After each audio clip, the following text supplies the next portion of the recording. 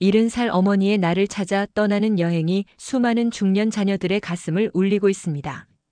평생 자식 뒷바라지만 하다 어느 날 자신의 집을 팔아 빚을 갚으라는 자식들의 속삭임을 듣고 인생 첫 자발적 단절을 선언한 어머니의 용기 있는 선택. 자녀들의 충격적인 대화를 우연히 엿듣게 된 한 어머니가 평생 처음으로 나를 찾아 떠난 여정은 그저 제주도 여행이 아닌 인생 후반전의 당당한 시작이었습니다. 자식보다 자신을 먼저 선택하는 어머니의 눈물겨운 자존감 회복기, 지금부터 함께 하시겠습니까? 여기서 잠깐 더 많은 이야기와 재미있는 콘텐츠를 놓치지 않으시려면 지금 바로 구독과 알림 설정을 해주세요. 여러분의 관심이 저희 채널에게 큰 힘이 됩니다. 따스한 정월의 햇살이 부엌 창으로 스며들었습니다. 이른 해를 살아온 이정희의 손은 분주히 움직입니다. 명절 준비로 바쁜 그녀의 얼굴엔 미소와 그림자가 교차하네요. 딩동 현관 초인종 소리에 이정희는 몸을 일으켰습니다. 어머니, 저희 왔어요. 문을 열자 작은 아들 명우와 며느리 선미가 보입니다. 얼굴에 미소를 띄우고 있지만 이정희의 눈은 그 미소 뒤에 숨겨진 무언가를 감지했어요. 몇 년 전부터 느껴온 그 미묘한 감각이 다시 찾아왔지요. 어이구, 잘 왔다. 길은 막히지 않았고? 이정희는 반가움과 경계심이 섞인 목소리로 물었습니다. 명우는 대답 대신 짐을 현관에 툭 내려놓았죠. 선미는 형식적인 인사를 건넸습니다. 어머님, 저희가 좀 늦었죠? 길이 너무 막혀서요. 이정희는 고개를 끄덕이며 두 사람을 안으로 들였습니다. 명우의 눈은 집안을 훑어보다가 텔레비전에 고정되더군요. 어머니, 텔레비전 바꾸셨네요? 언제요? 아니, 작년에 바꿨지. 내가 지난번 왔을 때 있던 건데. 이정희의 말이 끝나기도 전에 명우는 소파에 털썩 앉아 리모컨을 집어들었어요. 선미는 부엌으로 향했습니다. 어머님, 제가 좀 도와드릴게요. 말은 그렇게 했지만 선미의 눈은 부엌 구석구석을 살피고 있었습니다. 마치 집의 상태를 점검하는 듯한 그 시선에 이정희는 불편함을 느꼈어요. 괜찮아, 내가 다 했으니 쉬고 있어. 이정희는 며느리에게 말했지만 선미는 이미 냉장고를 열어 안을 들여다보고 있었죠.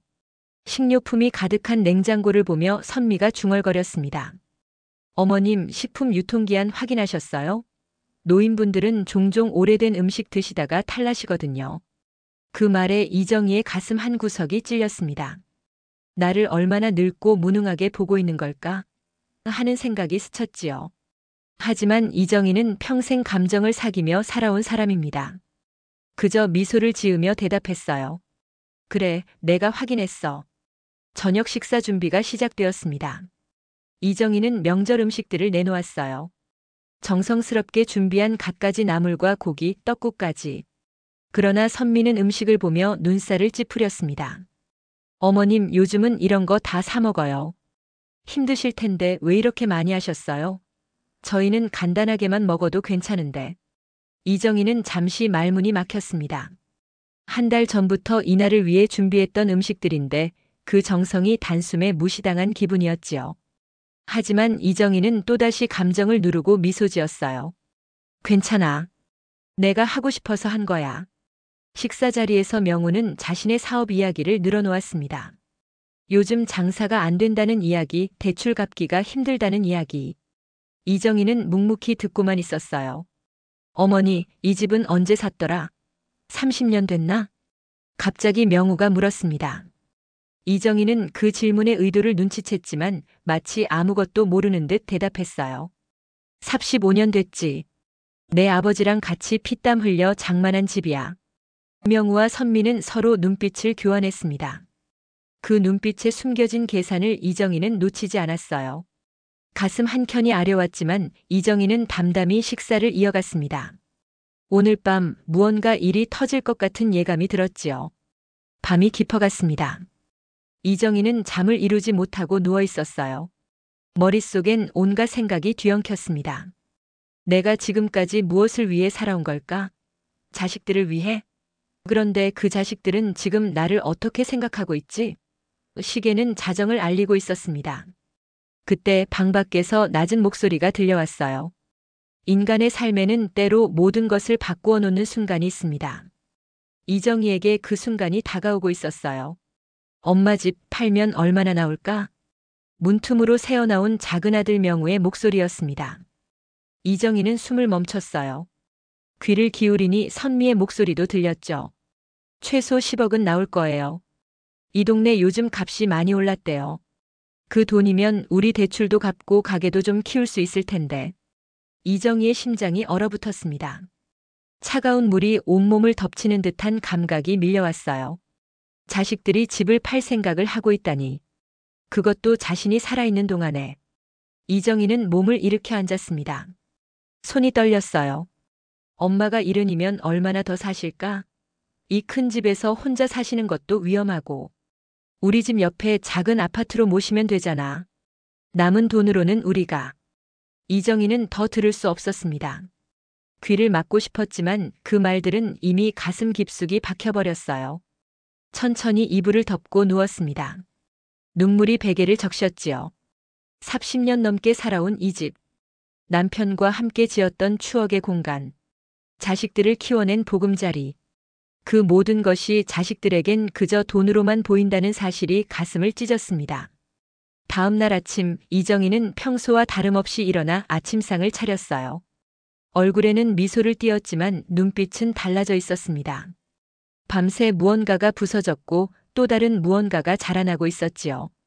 잘 주무셨어요, 어머님? 선미가 부엌으로 들어오며 물었습니다. 그럼 너희는? 이정희의 목소리는 평온했습니다. 너무 평온해서 오히려 이상할 정도였죠. 어머니, 사실 드릴 말씀이 있어요. 명우가 커피를 마시며 운을 뗐습니다. 요즘 생각해보니까 어머니 혼자 이 큰 집에서 사시는 게 너무 위험한 것 같아요. 계단도 많고 관리하기도 힘드시잖아요. 이정희는 천천히 고개를 들었습니다. 눈빛이 차갑게 빛났어요. 그래서 우리 생각엔 어머니가 좀 더 작고 관리하기 쉬운 곳으로 이사하시는 게 어떨까 해요. 우리 집 근처에 좋은 아파트가 있는데. 이정희는 잠시 말없이 아들을 바라보았습니다. 어젯밤 들은 대화가 머릿속을 맴돌았어요. 대출도 갚고 가게도 좀 키울 수 있을 텐데. 가슴 속에서 분노가 끓어올랐지만 이정희는 여전히 감정을 억눌렀습니다. 그래, 나중에 생각해 볼게. 어머니, 진짜 생각 좀 해보세요. 우리도 어머니 걱정돼서 그러는 거예요. 선미가 말했습니다. 하지만 그 목소리에 진심은 느껴지지 않았어요. 아침 식사가 끝나고 이정희는 마당으로 나갔습니다. 작은 텃밭에는 이제 막 새싹들이 올라오고 있었어요. 척박한 땅에서도 생명력을 뿜어내는 그 모습에 이정희는 잠시 위안을 느꼈습니다. 정희 씨, 안녕하세요. 담 너머로 이웃 박 여사가 손을 흔들었습니다. 비슷한 나이의 박 여사는 이정희의 몇 안 되는 친구였죠. 이정희는 억지로 미소를 지으며 손을 흔들었어요. 왜 그래요? 얼굴이 안 좋아 보이네. 박 여사가 걱정스럽게 물었습니다. 이정희는 망설였습니다. 그러다 문득 모든 것을 털어놓고 싶은 충동이 들었어요. 박 여사, 잠깐 차 한잔 하실래요? 두 사람은 이정희의 작은 정원 테이블에 마주 앉았습니다. 이정희는 어젯밤 들었던 대화와 오늘 아침의 상황을 박 여사에게 털어놓았어요. 그래서 집을 팔아서 자기들 빚을 갚겠다는 거예요. 내가 살아있는데. 박 여사의 눈이 커졌습니다. 그러다 이내 공감의 빛으로 바뀌었어요. 저도 비슷한 일 겪었어요. 작년에 큰아들이 와서는 집을 담보로 대출을 받자더라고요. 그 돈으로 사업한다고. 내가 거절하니까 그 뒤로 연락도 잘 안 해요. 이정희는 눈물을 참으며 고개를 끄덕였습니다. 자식과의 관계는 때로 이렇게 아프고 복잡한 것인가 봅니다. 정희 씨, 우리 이제 우리 자신을 위해 살아야 해요. 남은 인생 자식들 눈치 보면서 살 수는 없잖아요. 박 여사의 말에 이정희는 고개를 끄덕였어요. 맞아요. 이제는 나를 위해 살아야 할 때인지도 모릅니다. 그때 집안에서 전화벨 소리가 들렸습니다. 이정희는 서둘러 집으로 들어갔어요. 여보세요? 전화기 너머로 큰아들 정훈의 목소리가 들렸습니다. 어머니 잘 지내세요? 명절 잘 보내고 계시죠? 전화기 너머 정훈의 목소리는 형식적이었습니다. 멀리서 들리는 배경음을 들어보니 복잡한 도심의 소리 같아요. 늘 바쁘다는 큰아들은 명절에도 서울에 남아 일한다고 했죠. 그래, 잘 지내. 너는? 일은 좀 어때? 이정희는 담담하게 물었습니다. 뭐, 그냥 그렇죠. 어머니, 제가 상품권 좀 보냈는데 받으셨어요? 택배로요. 이정희는 한숨을 삼켰습니다. 아들의 얼굴 한번 보는 것보다 상품권이 더 중요한가 싶어 가슴이 아렸지만 이정희는 그저 응, 잘 받았어. 고맙다라고 짧게 대답했어요. 어머니, 살림은 괜찮으세요? 돈 필요하시면 말씀하세요. 그 말이 진심으로 들리지 않았습니다. 몇 년 전부터 정훈의 전화는 점점 더 의무적으로 변해갔어요. 만남은 더욱 뜸해졌고 대신 상품권이나 돈으로 관계를 대신하려 했죠. 괜찮아. 나 아직 내 살림 충분히 꾸릴 수 있어.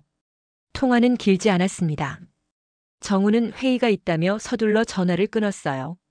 이정희는 한동안 전화기를 내려놓지 못한 채 그대로 서 있었습니다. 자식들과의 관계가 이렇게 차갑게 변해버린 것이 언제부터였을까요? 아마도 남편이 세상을 떠난 후부터였을 겁니다. 든든한 버팀목이 사라지자 가족의 균열이 서서히 드러나기 시작했지요. 거실로 돌아오니 명우가 또다시 전화통화 중이었습니다. 이정희는 주방으로 향하려다 문득 발걸음을 멈췄어요. 아들의 낮은 목소리가 들려왔기 때문이죠. 형, 어머니한테 이야기 꺼냈어. 아직 확실한 대답은 없어. 근데 이 집 정말 좋은 가격에 팔 수 있을 것 같아. 부동산에서 그러는데. 이정희의 가슴이 철렁 내려앉았습니다. 그럼 정훈도 이 계획에 가담하고 있다는 뜻이었어요. 두 아들이 어머니 몰래 집을 팔 계획을 짜고 있었던 거죠. 이정희의 손이 떨렸습니다.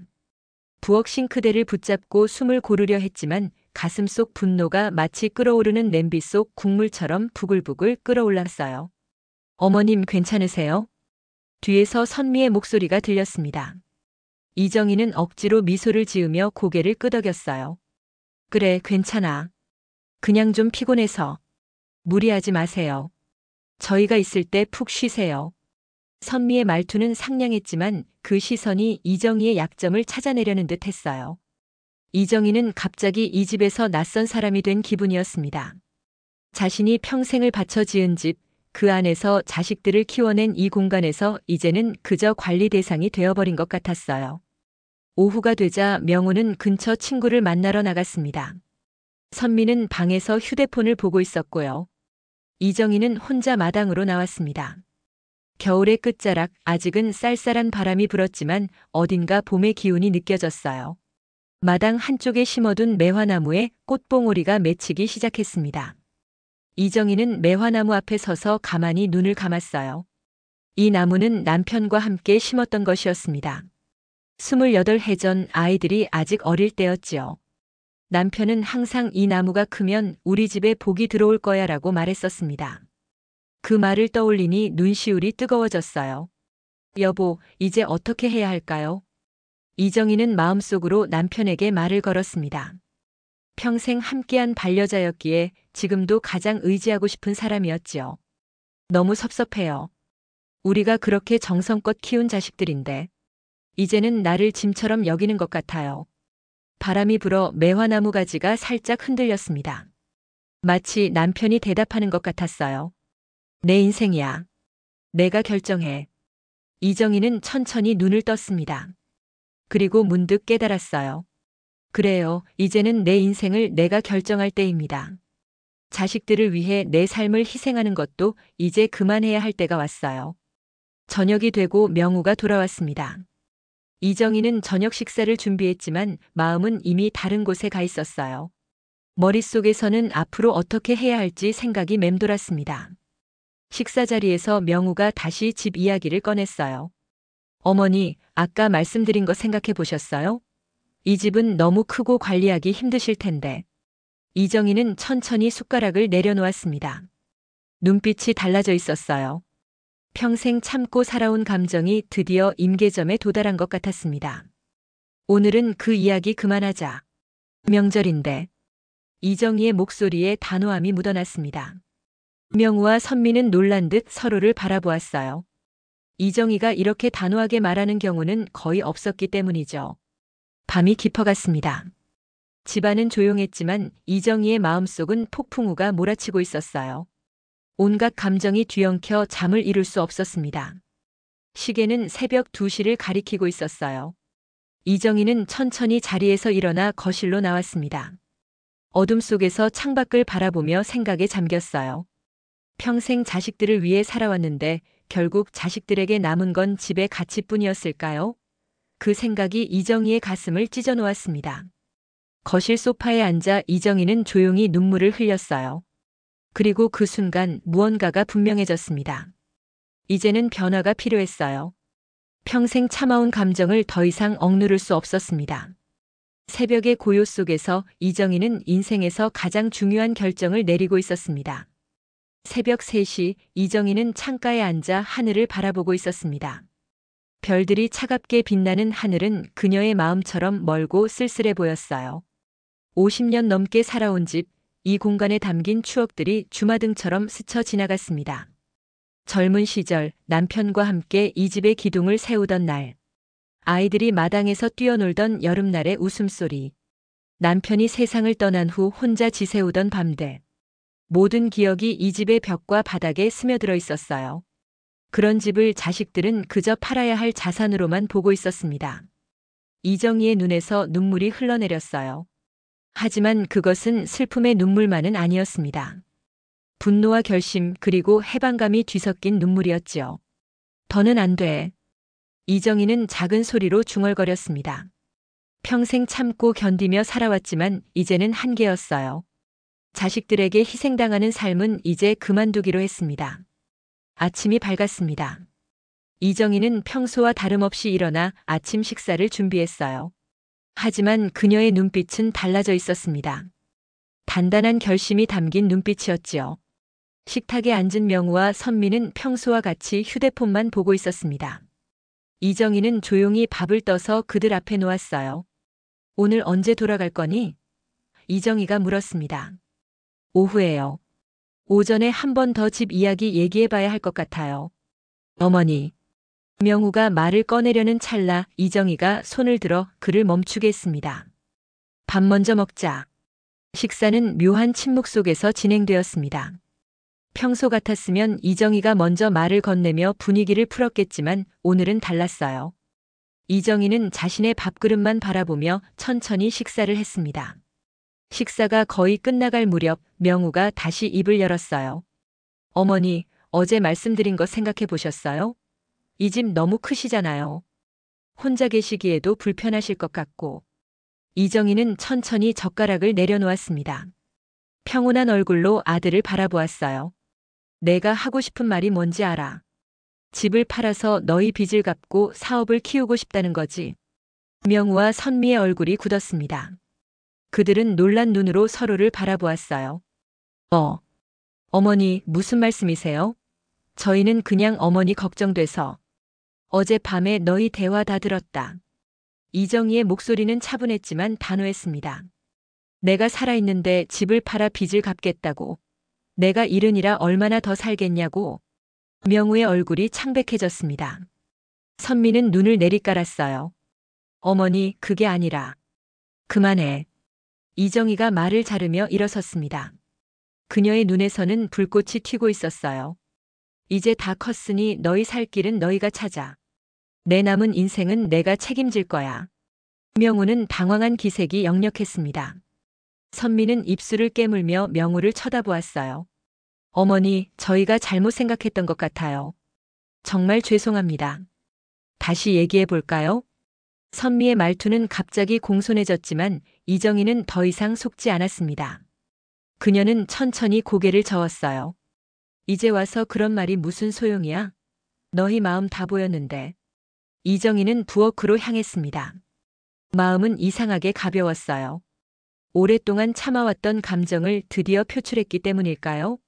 아니면 이제 스스로의 삶을 결정할 용기를 냈기 때문일까요? 명우와 선미는 거실에 멍하니 앉아 있었습니다. 그들의 계획이 무너진 것이었죠. 이정희는 그들을 무시한 채 설거지를 시작했어요. 손은 여전히 떨리고 있었지만 마음은 단단했습니다. 잠시 후 명우가 부엌으로 다가왔어요. 어머니, 정말 그런 의도가 아니었어요. 저희는 어머니를 위해서. 이정희는 고개를 들어 아들을 바라보았습니다. 그녀의 눈빛에는 이제 슬픔보다 결연함이 담겨 있었어요. 명우야, 난 너희를 위해 평생을 살았어. 너희 아버지 돌아가시고 나서도 혼자서 너희를 키우기 위해 모든 걸 참았지. 하지만 이제는 그만이야. 내 남은 인생, 더는 누구를 위해 희생하지 않을 거야. 명우는 말문이 막혔습니다. 어머니가 이렇게 단호하게 말하는 것을 본 적이 없었기 때문이죠. 이정희는 계속해서 말했어요. 이 집은 팔지 않을 거야. 내가 죽기 전까지는 절대로. 그리고 앞으로 너희가 정말 효도하고 싶다면 돈이나 집이 아닌 진심으로 찾아와 줘. 명우의 눈에 눈물이 고였습니다. 그는 뭐라고 변명하려 했지만 할 말이 없었어요. 이정희의 말이 모두 사실이었기 때문입니다. 어머니, 이제 가봐. 오늘 일찍 출발하는 게 좋을 것 같구나. 길이 막힐 테니까. 이정희의 말투는 부드러웠지만 그 속에 담긴 결심은 확고했습니다. 명우는 천천히 고개를 끄덕이며 거실로 돌아갔어요. 선미와 작은 소리로 이야기를 나누더니 곧 짐을 싸기 시작했습니다. 1시간 후 명우와 선미는 현관에 서 있었어요. 평소라면 이정희가 문 밖까지 배웅하며 조심히 가라고 말했겠지만 오늘은 달랐습니다. 이정희는 그저 현관에 서서 짧게 인사만 건넸어요. 다음에 올 때는 미리 연락하고 와. 명우와 선미는 당황한 표정으로 고개를 끄덕였습니다. 그들이 떠난 후 이정희는 문을 닫고 깊은 숨을 내쉬었어요. 집안은 갑자기 너무 조용해졌습니다. 하지만 그 고요함 속에는 이상한 평화가 깃들어 있었습니다. 이정희는 천천히 거실 소파에 앉았어요. 창밖으로 보이는 하늘은 맑았습니다. 마치 그녀의 마음처럼요. 이제 시작이야. 이정희는 작은 소리로 중얼거렸습니다.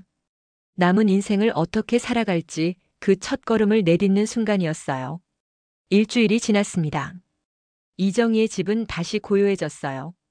명우와 선미가 떠난 후 이정희는 처음으로 완전한 홀로서기를 시작했습니다. 처음에는 낯설고 두렵기도 했지만 날이 갈수록 그 고요함이 주는 평화를 느끼게 되었지요. 아침 6시 이정희는 늘 그랬듯 일찍 일어났습니다. 하지만 이제는 누구를 위해서가 아닌 자신을 위해 하루를 시작했어요. 차 한 잔을 마시며 창밖을 바라보았습니다. 매화나무에 꽃이 피기 시작했어요. 하얀 꽃잎이 봄바람에 살랑거렸습니다. 여보, 오늘도 좋은 하루예요. 이정희는 남편의 사진을 바라보며 말했습니다. 사진 속 남편은 미소를 짓고 있었어요. 그 미소가 이정희에게 힘을 주는 것 같았습니다. 전화벨이 울렸습니다. 정훈이었어요. 어머니 잘 지내세요? 명우한테 들었어요. 많이 화나셨다면서요? 이정희는 천천히 숨을 들이마셨습니다. 정훈의 목소리에는 약간의 불안이 묻어 있었어요. 그래, 많이 화났었지. 너희들이 내 등 뒤에서 집 팔 계획을 세운 게 참 서운하더구나. 정훈은 잠시 침묵했습니다. 그러다 변명하듯 말했어요. 어머니, 오해가 있으신 것 같은데. 저는 그저 명우가 어떻게 생각하는지 물어본 것뿐이에요. 저는 어머니 집을 팔자고 한 적 없어요. 이정희는 쓴웃음을 지었습니다. 큰아들다운 대답이었어요. 항상 자신은 잘못이 없다는 듯이 말하는 정훈이었습니다. 그래? 그럼 내 동생이 거짓말을 한 거구나. 너희 둘이 알아서 해결해라. 나는 이제 너희 일에 간섭하지 않을 테니 너희도 내 일에 간섭하지 마. 정훈은 당황한 듯 했습니다. 이정희가 이렇게 단호하게 말하는 경우는 거의 없었기 때문이죠. 어머니, 화 푸르세요. 제가 이번 주말에 찾아뵐게요. 굳이 그럴 필요 없다. 너도 바쁠 테고. 나는 여기서 잘 지내고 있으니 걱정 마. 통화가 끝난 후 이정희는 마당으로 나갔습니다. 작은 텃밭에 무릎을 꿇고 앉아 흙을 만졌어요.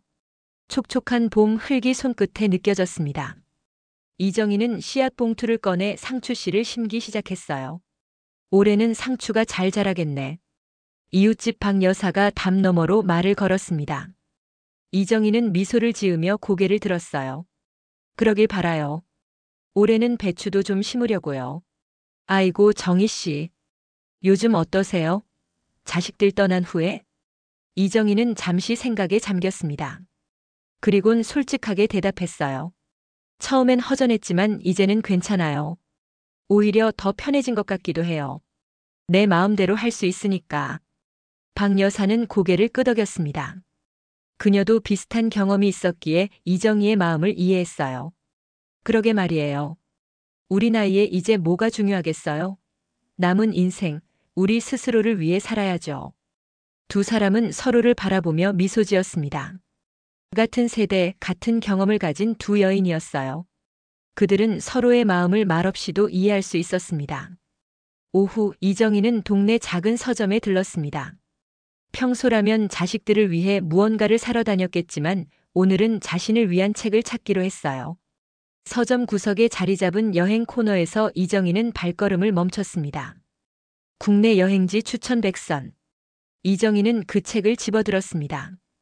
표지에는 아름다운 제주도의 풍경이 담겨 있었어요. 이정희는 책을 천천히 넘겨보았습니다. 그러다 문득 생각이 스쳤어요. 여행을 가볼까? 평생 집을 지키며 살아온 이정희에게 혼자 여행을 간다는 것은 상상도 못했던 일이었습니다. 하지만 이제는 달랐어요. 자신의 삶을 스스로 결정할 수 있게 되었으니까요. 이정희는 책을 계산대로 가져갔습니다. 젊은 점원이 미소 지으며 물었어요. 여행 계획 있으세요? 네, 곧 떠날 예정이에요. 이정희의 대답은 확신에 차 있었습니다. 집으로 돌아오는 길, 이정희의 발걸음은 한결 가벼웠어요. 가슴 속에 새로운 설렘이 자라나고 있었습니다. 집에 도착한 이정희는 책상 서랍을 열었습니다. 오래된 통장 몇 개가 보였어요. 평생 모아온 저축이었습니다. 자식들 대학 보내고 결혼시키고 남은 돈이었지요. 이정희는 통장을 하나씩 꺼내 잔액을 확인했습니다. 이 정도면 충분하겠네. 이정희는 미소를 지었습니다. 여행 경비로는 넉넉한 금액이었어요. 이정희는 달력을 펼쳐 다음 주를 동그라미 쳤습니다. 제주도로 가는 여행 계획을 세우기로 한 거예요. 저녁이 되자 또다시 전화벨이 울렸습니다. 이번에는 선미였어요. 어머님 잘 지내세요? 저번에 저희가 너무 실례했네요. 정말 죄송해요. 선미의 목소리는 공손했지만 이정희는 그 진심을 의심했습니다. 선미가 진정으로 사과하는 것인지 아니면 다시 집 이야기를 꺼내기 위한 포석인지 알 수 없었어요. 괜찮아. 다 지난 일이야. 어머님, 저희가 찾아뵈러 가도 될까요? 명우가 많이 반성하고 있어요. 이정희는 잠시 생각했습니다. 그리고 단호하게 대답했어요. 지금은 아니야. 나도 시간이 좀 필요해. 나중에 연락할게. 선미는 당황한 듯 했지만 더 이상 고집하지 않았습니다. 통화가 끝난 후 이정희는 깊은 숨을 내쉬었어요. 처음으로 자신의 의견을 분명히 표현한 것이 뿌듯했습니다. 밤이 깊어갔습니다. 이정희는 침대에 누워 천장을 바라보았어요. 지난 일주일 동안 많은 것이 변했습니다. 자식들과의 관계, 자신의 마음가짐, 그리고 앞으로의 계획까지. 모든 것이 새롭게 시작되는 듯 했어요. 이제 정말 나를 위해 살아볼 시간이구나. 이정희는 작은 소리로 중얼거렸습니다. 그리고 오랜만에 편안한 마음으로 잠이 들었어요. 꿈속에서 이정희는 제주도의 푸른 바다를 걷고 있었습니다. 자유롭게 행복하게. 제주도 여행을 결심한 지 이틀째, 이정희는 부엌 식탁에 앉아 여행 일정을 짜고 있었습니다. 컴퓨터 사용이 익숙하지 않아 종이와 펜으로 계획을 세우고 있었지요. 우도, 성산일 출봉, 한라산. 가고 싶은 곳들을 하나씩 적어 내려갔습니다. 내가 이렇게 혼자 여행을 갈 줄이야. 이정희는 작은 웃음을 지었습니다. 식탁 위에는 항공권과 숙소 예약 확인서가 놓여 있었어요. 어제 동네 여행사를 찾아가 모든 것을 예약했습니다. 처음에 여행사 직원은 이정희가 혼자 여행을 간다고 하자 놀란 표정이었지요. 할머니 혼자 가세요? 자녀분들은요? 그 질문에 이정희는 당당하게 대답했어요. 네, 저 혼자 갑니다. 이제 제 인생은 제가 결정하니까요. 생각할수록 가슴이 벅차올랐습니다. 평생 남편과 자식들을 위해 살아온 이정희에게 이번 여행은 단순한 관광이 아니었어요. 그것은 새로운 삶의 시작이었습니다. 초인종 소리가 들렸습니다. 이정희는 고개를 들고 현관을 바라보았어요. 예상치 못한 방문객이었습니다. 문을 열자 정훈이 서 있었어요. 어머니, 갑자기 찾아와서 죄송해요. 이정희는 놀란 표정을 감추지 못했습니다. 정훈이 이렇게 갑자기 찾아온 적은 거의 없었기 때문이죠. 어머, 정훈아. 무슨 일이야? 서울에서 일한다며? 네, 그런데 어머니와 얘기할 게 있어서요. 이정희는 정훈을 안으로 들였습니다. 거실로 들어서는 정훈의 눈이 식탁 위에 여행 서류들을 발견했어요. 어머니, 이게 뭐예요? 여행 가세요? 이정희는 당당하게 고개를 끄덕였습니다. 그래, 제주도에 일주일 다녀오려고. 다음 주에 출발해. 정훈의 얼굴에 놀라움이 스쳤습니다. 그는 여행 서류를 들여다보더니 고개를 들었어요. 혼자요? 그래, 혼자. 내가 혼자 못 갈 것 같니? 정훈은 말을 잇지 못했습니다. 그의 기억 속 어머니는 항상 집을 지키는 사람이었지요. 집 밖으로 혼자 여행을 간다는 것은 상상할 수 없는 일이었습니다. 그건 아니지만 갑자기 왜? 이정희는 의자에 앉으며 아들을 바라보았습니다. 갑자기가 아니야. 오래 생각해왔어. 내가 지금까지 나를 위해 산 적이 있었나? 항상 너희 아버지, 너희들을 위해서만 살았지. 이제는 남은 인생, 내가 하고 싶은 대로 살고 싶어. 정훈은 어머니의 단호한 눈빛에 말문이 막혔습니다. 이정희가 계속 말했어요. 그런데 너는 왜 왔니? 무슨 일이야? 정훈은 자리에 앉으며 머뭇거렸습니다. 그러다 조심스럽게 말을 꺼냈어요. 어머니, 사실 명우 집이 좀 어려워요. 가게도 안 되고 빚도 있고. 그래서 제가 좀 도와주려고 하는데 저도 형편이 넉넉하지 않아서. 이정희는 아들의 말을 듣자마자 상황을 파악했습니다. 결국 집 이야기를 하러 온 것이었죠. 그래서 내 집을 팔아 명우를 도우라는 거니? 정훈은 말을 더듬었습니다. 아, 아니요, 그런 건 아니고. 그냥 어머니가 좀 도와주실 수 있지 않을까 해서. 이정희는 더 이상 참을 수 없었습니다. 명우와 선미가 갔을 때와는 또 다른 분노가 치밀어 올랐어요. 정훈아, 너도 결국 그 생각이구나. 내가 이 집을 팔아 너희를 도와주길 바라는 거지. 아니에요, 어머니. 그런 건 거짓말 하지 마. 이정희의 목소리가 높아졌습니다. 나는 이제 너희들의 속마음을 다 알아. 너희에게 나는 그저 재산을 가진 노인일 뿐이지. 아끼고 사랑해야 할 어머니가 아니야. 정훈의 얼굴이 창백해졌습니다. 이정희의 눈에서는 눈물이 맺혔지만 그녀는 단호하게 말을 이었어요. 내가 너희를 위해 얼마나 희생했는지 알기나 해. 너희 아버지 돌아가시고 나서 나 혼자 너희를 키우기 위해 얼마나 고생했는지. 그런데 이제 와서 너희는 내 집을 팔아 너희 빚을 갚으라고. 정훈은 고개를 떨구었습니다. 변명할 말이 없었어요. 어머니, 정말 죄송해요. 저희가 잘못 생각했어요. 이정희는 깊은 숨을 내쉬었습니다. 갑자기 너무 지친 기분이었어요. 이제 가봐. 나 혼자 있고 싶어. 정훈은 일어서려다 멈췄습니다. 어머니, 정말 제주도에 가실 거예요? 그럼. 내 마음이야. 혼자 가시면 위험하지 않을까요? 제가 같이. 필요 없어. 이정희가 말을 잘랐습니다. 난 충분히 혼자서도 잘 해낼 수 있어. 너희가 생각하는 것보다 훨씬 더. 정훈은 더 이상 말을 잇지 못했습니다. 그는 천천히 일어서서 현관으로 향했어요. 이정희는 아들을 배웅하지 않았습니다. 그저 자리에 앉아 창밖을 바라볼 뿐이었죠.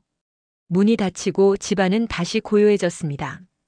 이정희는 여행 계획표를 바라보았어요. 깊은 숨을 내쉬며 다시 펜을 들었습니다. 내 인생, 내가 결정해. 이정희는 작은 소리로 중얼거렸습니다. 가슴 속에서는 슬픔과 분노 그리고 기대감이 뒤엉켰지만 무엇보다 강한 것은 결연한 의지였어요.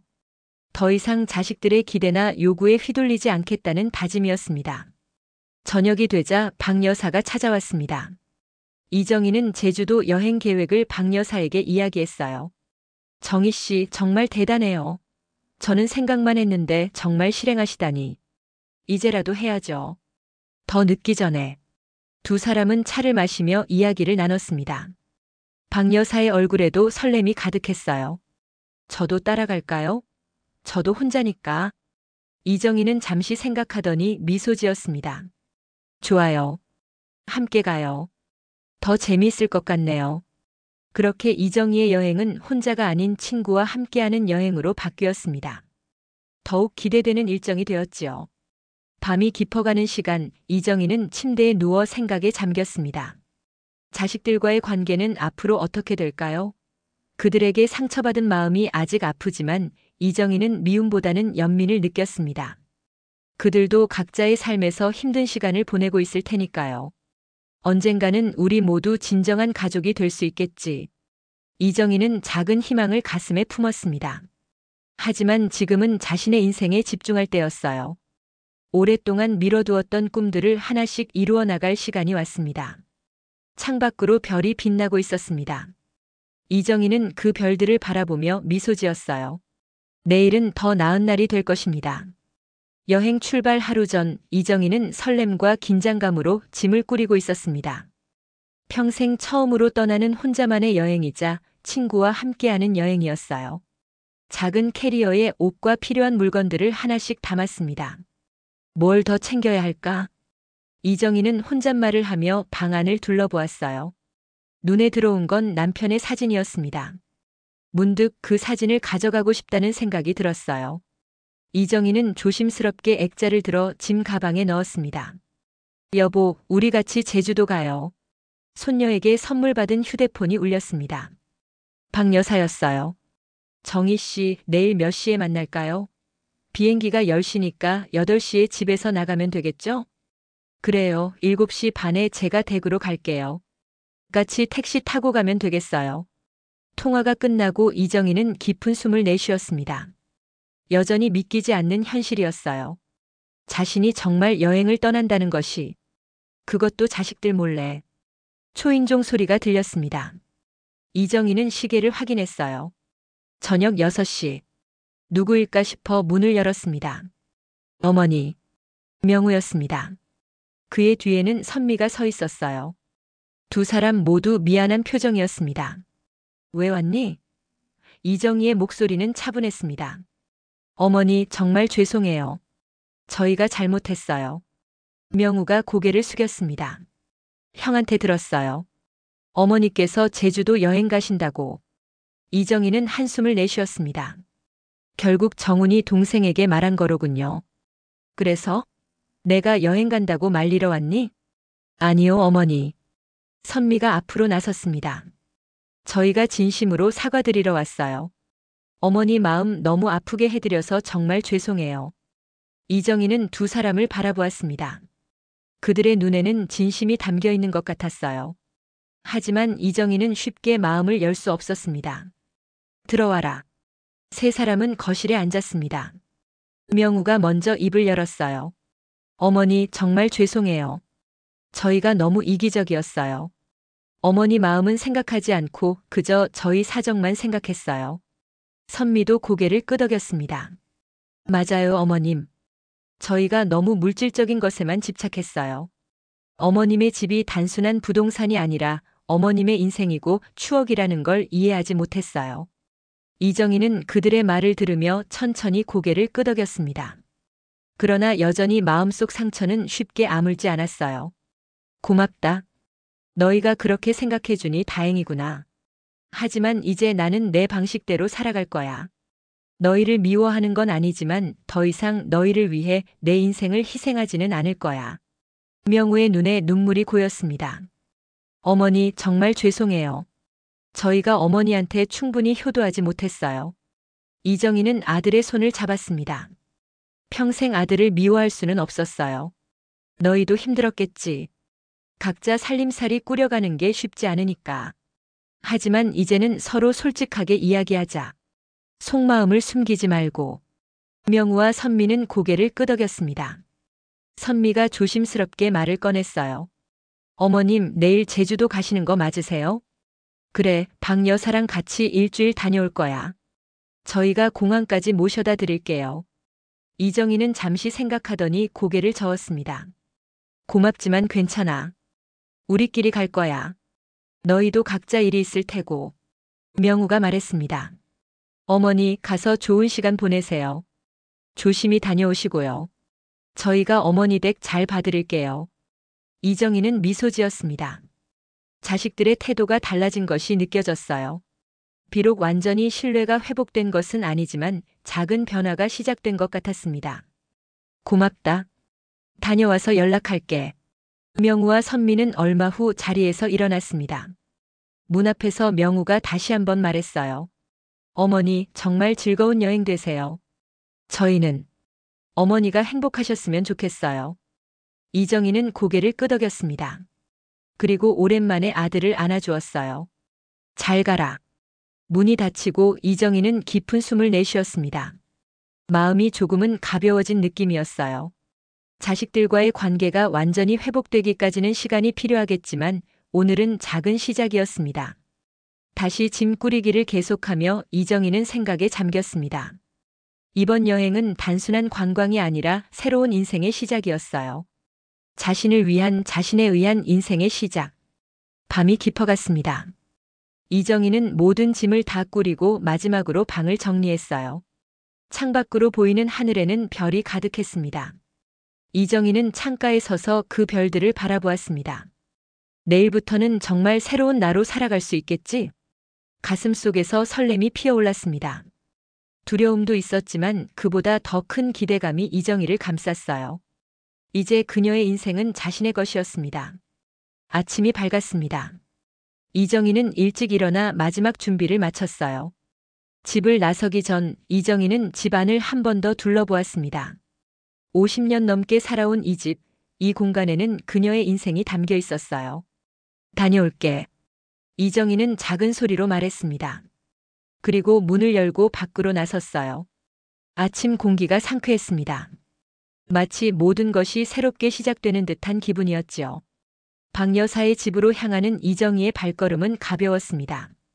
그녀의 눈빛에는 결연함과 기대감이 담겨 있었어요. 이제 그녀는 더 이상 누군가의 어머니나 아내가 아닌 한 사람의 이정희로서 살아갈 준비가 되어 있었습니다. 박 여사의 집 앞에 도착하자 친구가 이미 밖에서 기다리고 있었어요. 정희 씨, 잘 잤어요? 이제 정말 떠나는 거네요. 두 사람은 서로를 바라보며 환하게 웃었습니다. 그들의 여행은 이제 막 시작되려 하고 있었어요. 네, 이제 진짜 출발이에요. 우리의 새로운 인생을 향해서. 택시가 도착했습니다. 이정희와 박 여사는 짐을 싣고 차에 올랐어요. 창밖으로 익숙한 동네 풍경이 스쳐 지나갔습니다. 공항으로 가주세요. 이정희의 목소리에는 확신이 담겨 있었습니다. 이제 그녀의 인생은 새로운 장을 열고 있었어요. 제주도의 바람이 이정희의 얼굴을 스쳤습니다. 공항에 내리자마자 느껴지는 섬의 공기는 서울과는 다른 느낌이었어요. 소금기가 섞인 바람, 어딘가 달콤한 꽃향기. 이정희는 깊게 숨을 들이마셨습니다. 와, 정말 좋네요. 박 여사가 감탄했어요. 우리가 정말 제주도에 온 거 맞아요? 이정희는 환하게 웃었습니다. 그녀의 얼굴에는 오랜만에 보는 생기가 돌았어요. 그러게요. 우리가 정말 여기까지 왔네요. 두 사람은 공항에서 렌터카를 빌렸습니다. 박 여사의 조카가 알려준 대로 예약을 해두었기 때문에 과정은 순조로웠어요. 이정희가 운전대를 잡았습니다. 젊었을 때 남편을 도와 장사할 때 차를 몰았던 실력이 아직 남아있었지요. 첫째 날은 성산 일출봉으로 가기로 했죠? 네, 그리고 그 근처 숙소에서 묵기로 했잖아요. 두 사람은 설렘 가득한 목소리로 이야기를 나누었습니다. 마치 소녀 시절로 돌아간 듯한 기분이었어요. 이정희는 운전하면서도 자꾸 웃음이 나왔습니다. 이렇게 자유로운 기분은 오랜만이었지요. 해안도로를 따라 달리는 동안 창밖으로 푸른 바다가 펼쳐졌습니다. 파도가 하얀 포마를 일으키며 해변을 덮었다가 물러가기를 반복했어요. 이정희는 잠시 차를 세우고 바다를 바라보았습니다. 정희 씨, 우리 저기서 사진 한 장 찍어요. 박 여사가 제안했습니다. 두 사람은 바다를 배경으로 사진을 찍었어요. 그리고 각자 자식들에게 문자를 보냈습니다. 제주도에 잘 도착했어. 걱정하지 마. 짧은 문자였지만 이정희의 마음은 복잡했습니다. 자식들과의 관계가 완전히 회복된 것은 아니었지만 적어도 그들에게 자신의 행보를 알리는 것은 중요하다고 생각했어요. 성산 일출봉에 도착한 두 사람은 천천히 정상을 향해 걸었습니다. 가파른 계단이 이어졌지만 이정희와 박 여사는 서두르지 않고 자신들의 페이스대로 올라갔어요. 힘들면 쉬어가요. 이정희가 말했지만 박 여사는 고개를 저었습니다. 괜찮아요. 우리가 아직 이 정도는 할 수 있잖아요. 70이면 아직 젊은 거예요. 두 사람은 서로를 바라보며 웃음을 터뜨렸습니다. 주변의 젊은 관광객들이 그들을 신기하다는 듯 바라보았지만 이정희와 박 여사는 신경 쓰지 않았어요. 그들의 인생은 이제 남의 시선에 연연하지 않는 단계에 접어들었으니까요. 정상에 도착하자 탁 트인 전망이 눈앞에 펼쳐졌습니다. 푸른 바다와 하늘이 맞닿은 수평선, 그리고 발 아래로 펼쳐지는 제주의 풍경. 이정희는 깊은 감동에 젖었어요. 여보, 보고 계세요? 제가 여기까지 왔어요. 이정희는 마음속으로 남편에게 말을 걸었습니다. 그리고 문득 가방에서 남편의 사진을 꺼냈어요. 바람이 강하게 불어 사진이 날아갈까 조심스레 잡은 채 바다를 배경으로 사진을 들었습니다. 사진 찍어드릴까요? 지나가던 젊은 여성이 친절하게 물었습니다. 이정희는 고마운 마음에 고개를 끄덕였어요. 네, 감사합니다. 저와 남편 사진을 같이 찍어주세요. 여성은 잠시 의아한 표정을 지었다가 이내 이해한 듯 미소 지었습니다. 그리고 이정희가 남편의 사진을 들고 바다를 배경으로 선 모습을 촬영해 주었어요. 감사합니다. 이정희는 사진을 확인하며 행복한 미소를 지었습니다. 비록 남편은 이 세상에 없지만 그의 영혼은 항상 자신과 함께하고 있다고 믿었어요. 일정은 순조롭게 진행되었습니다. 우도 한라산 중턱 천지연폭포. 이정희와 박 여사는 제주도의 아름다운 풍경을 하나하나 마음에 담았어요. 그들의 얼굴에는 날이 갈수록 더 밝은 빛이 돌았습니다. 여행 넷째 날 밤 숙소 베란다에서 별을 바라보며 두 사람은 이야기를 나누었습니다. 정희 씨, 이번 여행 정말 잘 왔어요. 이렇게 행복할 수 있다는 걸 잊고 살았네요. 박 여사의 말에 이정희도 고개를 끄덕였습니다. 맞아요. 나도 마찬가지예요. 항상 누군가를 위해 살다 보니 내 행복은 뒷전이었던 것 같아요. 앞으로는 어떻게 할 거예요? 여행 끝나고 집에 돌아가면? 이정희는 잠시 생각에 잠겼습니다. 그리고 결심한 듯 말했어요. 새로운 취미를 찾아볼 생각이에요. 평생 살림만 하다 보니 내가 뭘 좋아하는지도 잘 몰랐어요. 이제부터는 하고 싶은 걸 찾아서 해볼 거예요. 좋은 생각이네요. 저도 그렇게 해봐야겠어요. 별이 가득한 하늘 아래 두 여인의 대화는 계속되었습니다. 그들은 남은 인생에 대한 계획과 꿈에 대해 이야기했어요. 더 이상 나이는 제약이 아니었습니다. 오히려 그들에게는 더 많은 지혜와 경험이 있었지요. 여행의 마지막 날, 이정희는 해변에 홀로 앉아 있었습니다. 박 여사는 기념품을 사러 근처 가게에 간 상태였어요. 이정희는 파도 소리를 들으며 지난 일주일을 떠올렸습니다. 처음으로 자신만을 위해 시간을 보낸 일주일. 자식들의 눈치를 보지 않고 누구의 허락도 구하지 않은 채 스스로 결정하고 행동한 나날들. 그 경험은 이정희에게 큰 변화를 가져왔어요. 휴대폰이 울렸습니다. 명우였어요. 어머니, 오늘 서울로 돌아오시죠? 저희가 공항으로 마중 나갈게요. 이정희는 미소 지었습니다. 그래, 고맙다. 하지만 너희가 굳이 공항까지 올 필요는 없어. 나 혼자서도 잘 갈 수 있어. 아니에요, 어머니. 저희가 꼭 마중 나갈게요. 어머니 뵙고 싶어요. 이정희는 잠시 생각하더니 고개를 끄덕였습니다. 그래, 알았다. 그럼 만나자. 통화가 끝나고 이정희는 다시 바다를 바라보았습니다. 자식들과의 관계도 조금씩 달라지고 있었어요. 이제 그들은 이정희를 한 인간으로 존중하기 시작한 것 같았습니다. 정희 씨, 여기 있었군요. 박 여사가 돌아왔습니다. 그녀의 손에는 작은 봉투가 들려 있었어요.